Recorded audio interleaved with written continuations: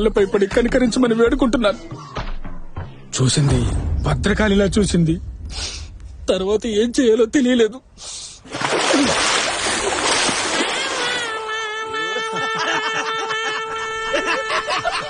Hello hello hello ఎందుకంత నవ్వుతున్నారు? Light తీసుకోండి. మీరేదో వీడియోలు చూసి దొరికినారు, మా వాళ్ళదైతే సొంత వీడియోలే బయట పడి దొరికిన విశేషాలున్నాయి తెలుసా. అంత ఫీల్ అవ్వకండి. ఏమైంది? చెప్పు.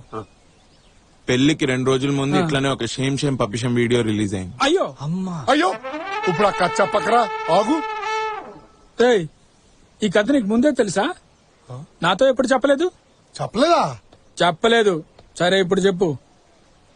మనం వచ్చింది ఇక్కడ క్రికెట్ ఆడడానికి కదా, వెళ్ళి క్రికెట్ ఆడదాం.